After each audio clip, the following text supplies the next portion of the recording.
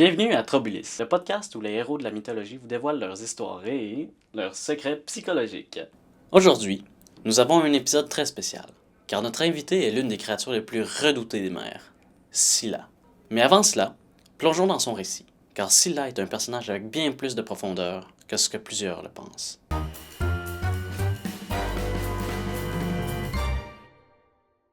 Lors de mon voyage de retour à Ithaque, j'ai dû affronter Scylla, un monstre à 6 têtes dans le détroit entre la Sicile et l'Italie.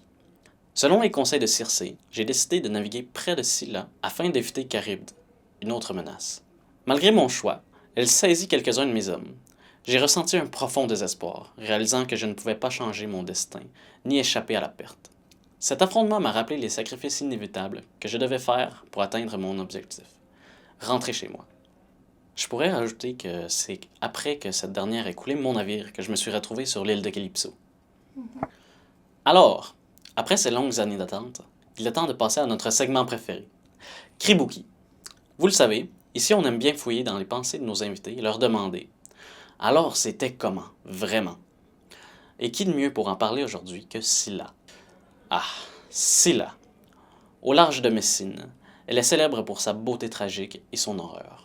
Victime de la jalousie divine de Circé, elle est empoisonnée et transformée en une créature à 6 têtes, prête à dévorer quiconque s'approche de son antre. Mais qui est-elle vraiment?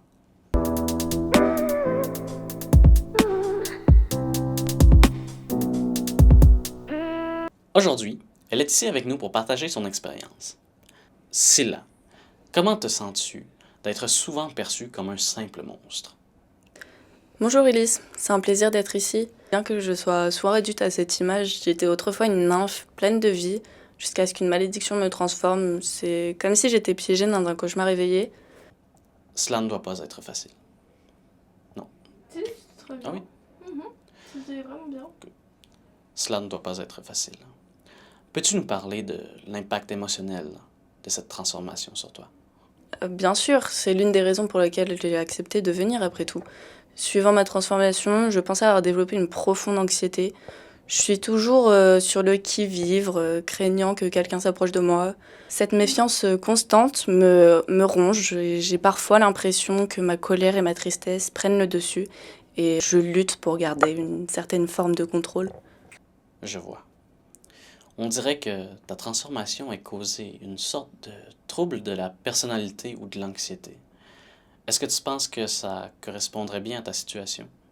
Oui, peut-être. Mais sache que même dans l'obscurité, il y a de l'espoir. La guérison commence par reconnaître ta souffrance. Parler de ce que tu vis est déjà un grand pas. Je suis vraiment désolé que tu te sentes ainsi, Scylla. Mais en parlant de lutte, j'aimerais aborder quelque chose d'autre qui me préoccupe en fait.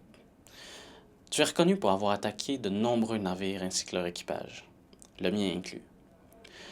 Quand tu vois ces navires approcher, que ressens-tu vraiment? Est-ce de la colère, de la tristesse? Une combinaison de tout cela, j'éprouve une colère profonde envers les dieux qui m'ont condamnée, mais aussi une immense tristesse. Enfin, je suis comme coincée dans cette dualité. Cette dualité où je suis à la fois la victime et le bourreau. Parfois, je perds le contrôle et j'agis par instinct, comme si j'étais totalement dissociée de moi-même. Tu sembles vivre une lutte intérieure constante. Penses-tu que cela pourrait être lié à un trouble de la personnalité ou à un traumatisme non résolu, peut-être?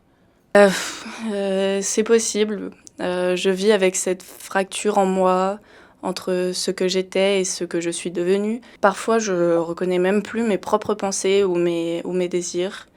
Je m'interroge souvent sur qui je suis vraiment, s'il est possible pour moi d'être plus qu'un simple monstre. C'est une perspective très touchante. Y a-t-il un espoir pour toi? Envisages-tu une possibilité de rédemption ou de guérison? Peut-être, mais la mer est ma prison. Enfin, j'aimerais que l'on se souvienne de moi, non pas pour mes têtes affamées, mais pour la nymphe que j'ai été. Peut-être qu'en racontant mon histoire, je pourrais commencer à me réconcilier avec mon passé. Merci de t'être ouverte à nous, Scylla. Ton histoire est bien plus complexe que ce que beaucoup l'imaginent.